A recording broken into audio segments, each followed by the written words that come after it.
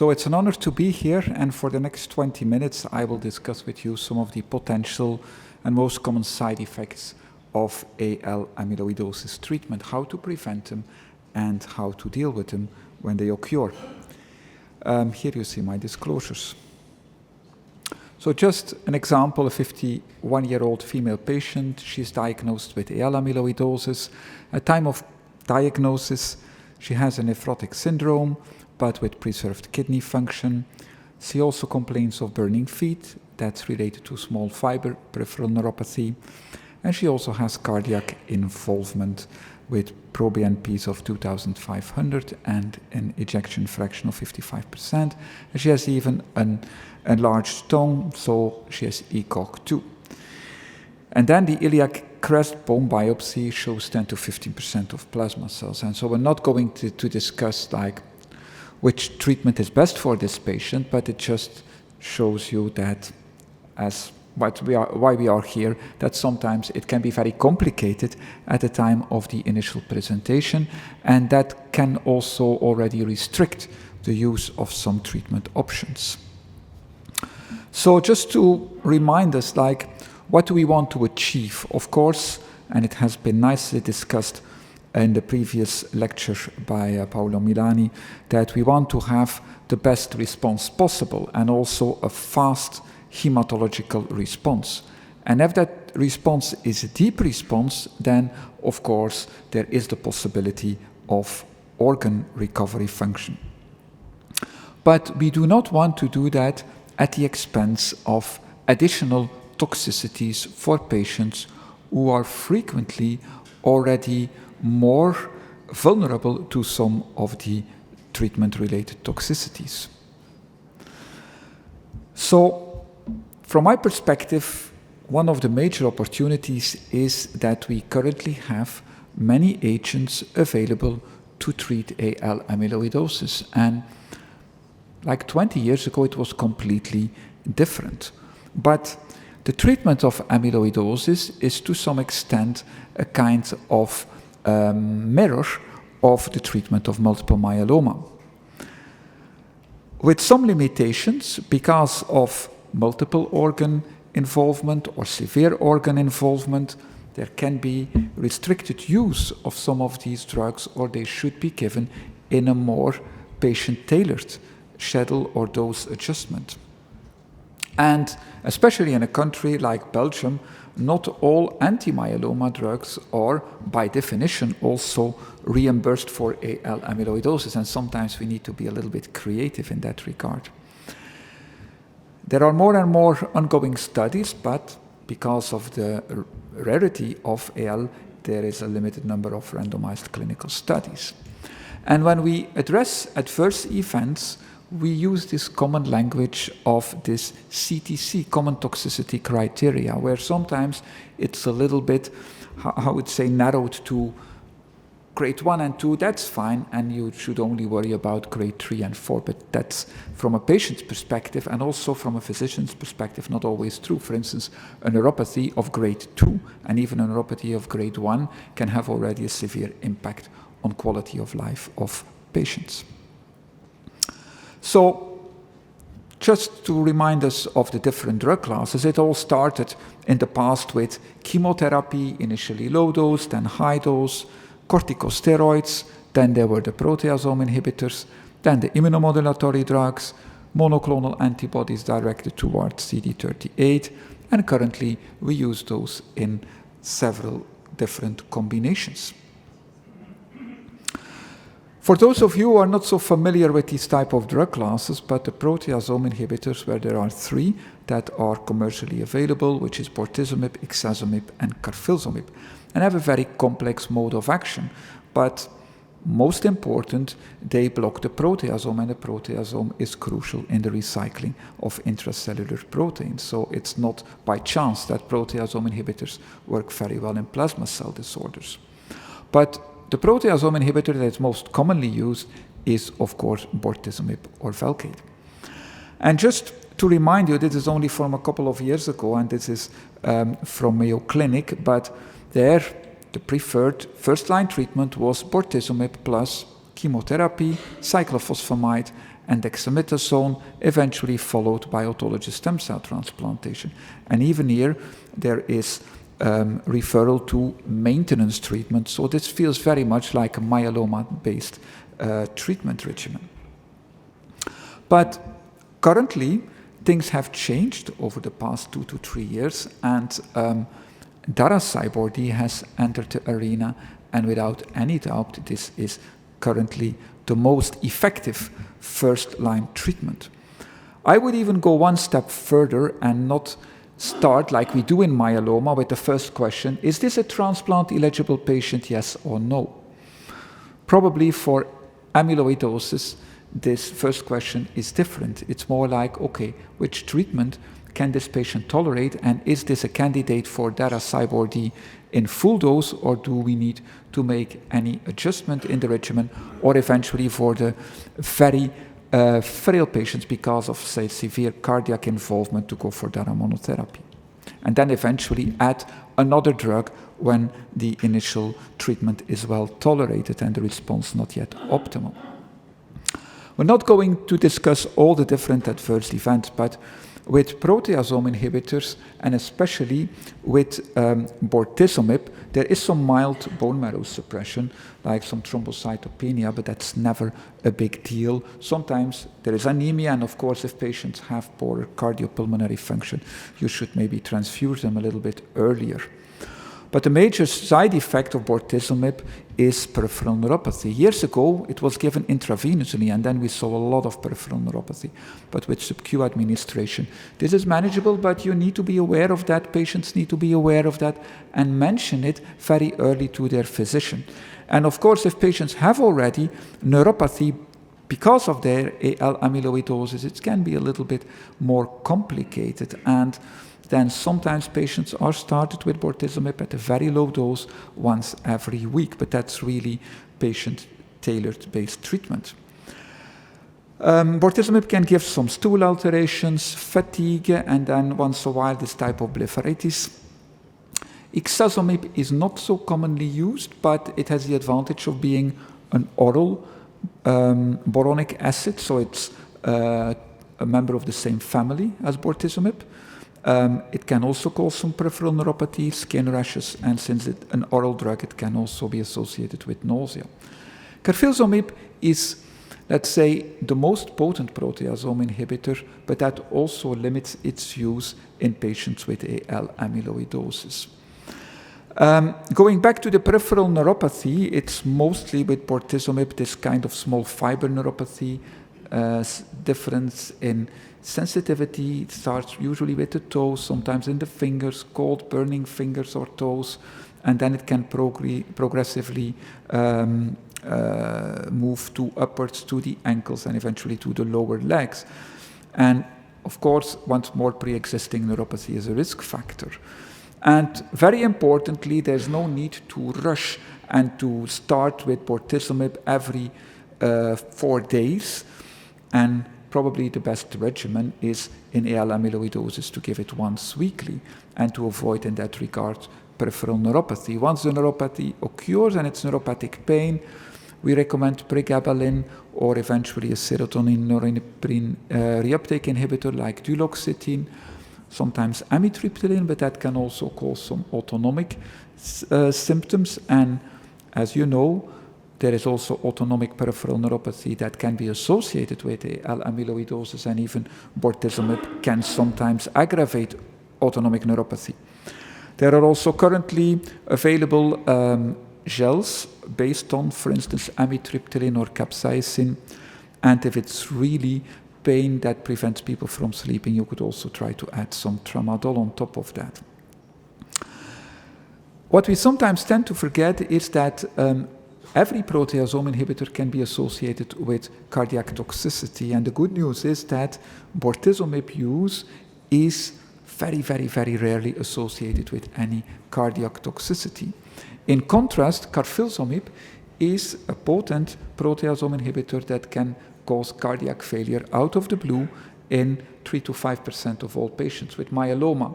And so it's definitely not the drug of choice for patients with AL with cardiac involvement. Moving now to monoclonal antibodies, so daratumumab is most commonly used, so it has multiple activities. That explains also why it is so well working, because it doesn't only kill the myeloma cells directly, but it has some immunomodulatory effects on top of that.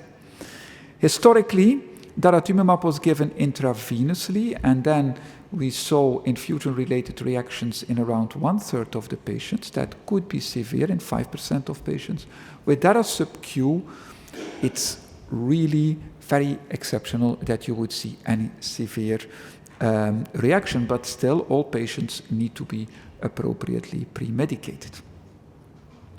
So you know this trial very well, and it just shows that it's a kind of a logical consequence of having chemotherapy, steroids, proteasome inhibitors like bortezomib, and a monoclonal antibody like daratumumab. But now focusing on the adverse events with regimens like VCD with or without daratumumab, the good news is that adding daratumumab to VCD doesn't really increase the toxicity significantly. So that's very important.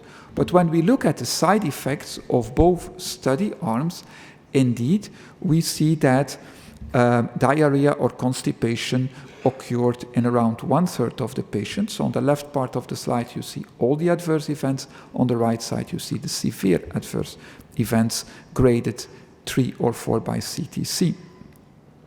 Peripheral neuropathy is still 28% of the patients, where it was in 3% grade 3, but you know, I prefer to see also grade 2, because that is something that also impactful for patients. And then of course, maybe the small difference by adding daratumumab is that you increase a little bit the risk for infections, which was around 90 to 20% for patients with dara VCD and only 11% with VCD only. But severe infections like pneumonia were not that much different. So going back now to chemotherapy, and so this is the first publication from Arnaud Jacquard, and that showed the efficacy of the high-dose melphalan, but also a lot of toxicity. And we have come a long way since then, and we have learned that we should try to optimally select patients for autologous stem cell transplantation. And I must admit, but that's my own opinion, and I was just discussing this with Monique during the coffee break, I've been over time be more and more reluctant to give autologous stem cell transplantation to patients with AL amyloidosis, even when there's a minor sign of cardiac involvement. Even if they fulfill all these criteria, it is not a zero-risk procedure for sudden cardiac death. So IMiDs, they have also been mentioned in Dr. Kastritis' presentation. So it all started with thalidomide, and then we had lenalidomide and pomalidomide. But the use of thalidomide is very limited in AL amyloidosis, because if patients do not yet have peripheral neuropathy because of their disease, they are very likely to develop peripheral neuropathy due to the use of thalidomide, especially when it's given for prolonged time. And then, as we heard from previous presentation, the use of the IMiDs, it's so popular. Lenalidomide is the most commonly used drug in multiple myeloma, but I think it's one of the least used drugs in AL amyloidosis, and there should be a reason for that. And one of the reasons is that it's much lesser tolerated. And when we look at the side effects of these IMiDs, they have some myelosuppression, POM most, then LIN, and then a little bit thalidomide.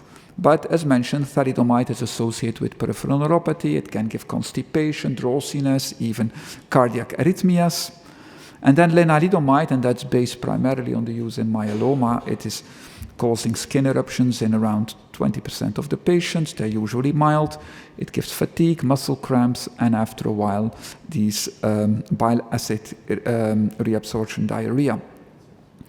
And then pomalidomide is, let's say, subjectively very well tolerated, but again, it causes a little bit more of myelosuppression. And that's a study from our Greek colleagues that has proven that in patients with AL amyloidosis, many need a dose reduction of lenalidomide, and that's primarily driven by the poor tolerability, especially in patients with also cardiac involvement. They have a very poor tolerability of lenalidomide. And then for the last 5 minutes of my talk, a few words on these T-cell redirecting therapies. We also heard about those treatments earlier in the meeting. So we have different targets. Primarily it's B-cell maturation antigen or BCMA. There are others like GPRC5D or even FcRH5.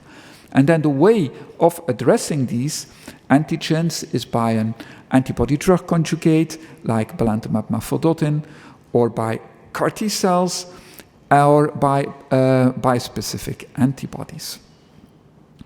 So belantamab is a drug that has an interesting history. So it was used in relapsed refractory myeloma for a while, but then it was withdrawn from the market, not because of toxicities, but because of a study that didn't show superiority when compared with pomalidomide dexamethasone. But still, it's now a kind of a comeback kit, because there have been very recently phase 3 data in myeloma that show the superiority, significant superiority of belantamab when combined with, for instance, bortezomib or with pomalidomide. And here on the right side, you see a very recent study with belantamab mafodotin in patients with relapsed AL amyloidosis. And the good news is, and Dr. Kastritis mentioned that, the label is or was every 3 weeks, but we have learned by experience that you can definitely achieve very good responses with giving this drug much less frequently, every 4 weeks, every 6, or even every 8 weeks. The major drawback of belantamab mafodotin is corneal toxicity, and that's just related to this class of agents. Of course, this is something that is a little bit scaring if it concerns our eyes, but it's corneal toxicity and it's fully reversible. It's just, let's say, a burden, because you can lose some of the sharpness of the vision. There can be eye irritation, but more and more there are mitigation strategies, like once it occurs, just hold the drug and restart it much later, eventually at a lower dose, and then it will become more and more manageable, and it's also reversible in nearly all patients. CAR T cells, well, probably for the time being, they are maybe a little bit too toxic for patients with AL amyloidosis who have severe organ involvement. It feels like this is a holy grail. This is the best one can do. But also in myeloma, we have realized that this is not one size fits all, and we're not going to go into too much detail here. Because, first of all, there can be cytokine release syndrome. You give the cells just in one dose, and that CRS can sometimes be pretty impressive. And of course, if a patient has a weak heart because of amyloid deposition, then it is a serious risk of exposing patients to severe CRS. So probably more is to be expected from the bispecific antibodies. And the ones we use currently are these on the right side, these IgG-like bispecific antibodies, like teclistamab and elranatamab. These are data from myeloma. But I just show you them because the CRS occurs in around 60-70% of the patients. It's mostly grade 1. It's sometimes grade 2, and it's never grade 3.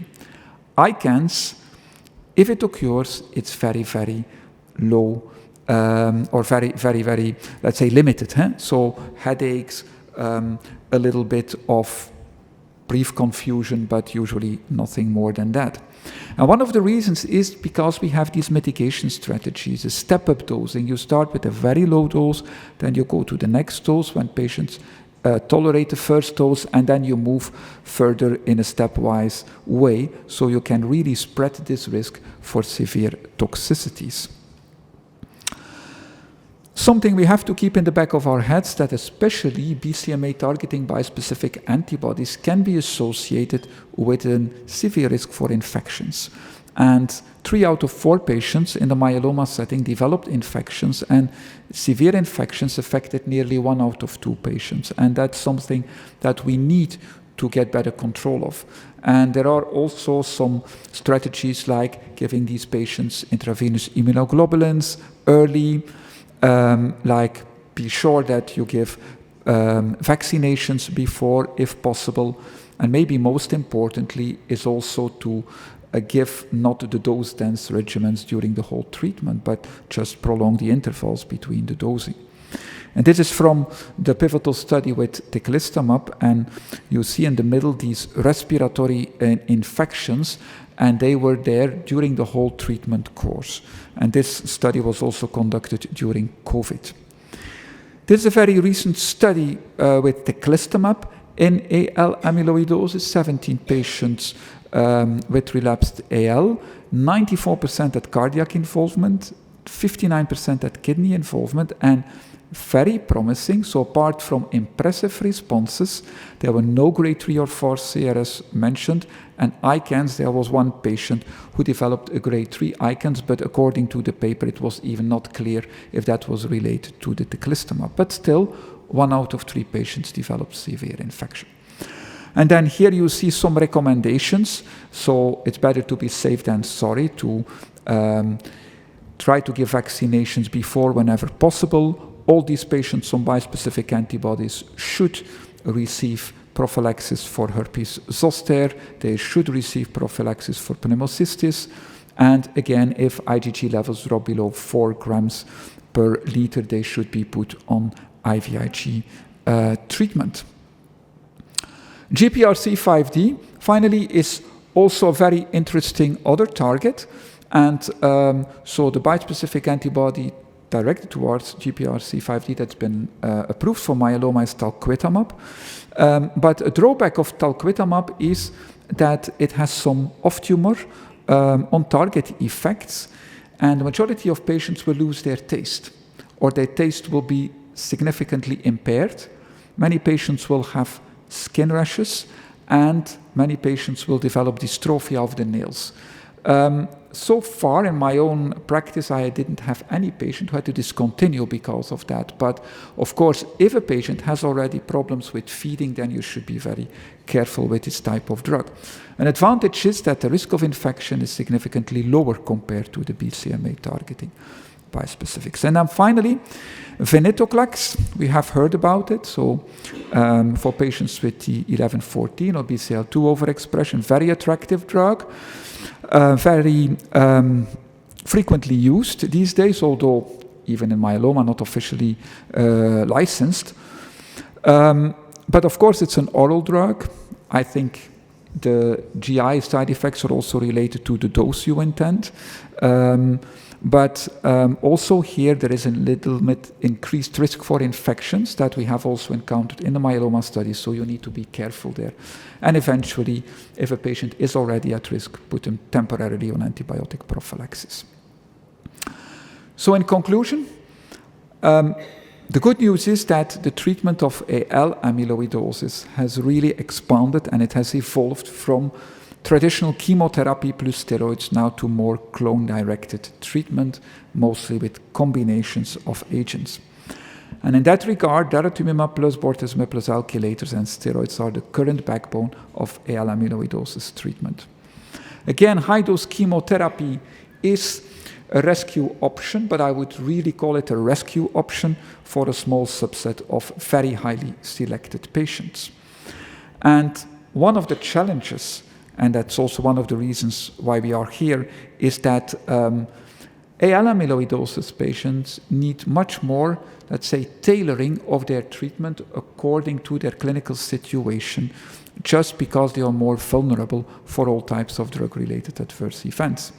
And in that regard, prevention and early intervention are crucial to have the maximum benefit of the treatment and also with a minimal impact on the quality of life of our patients.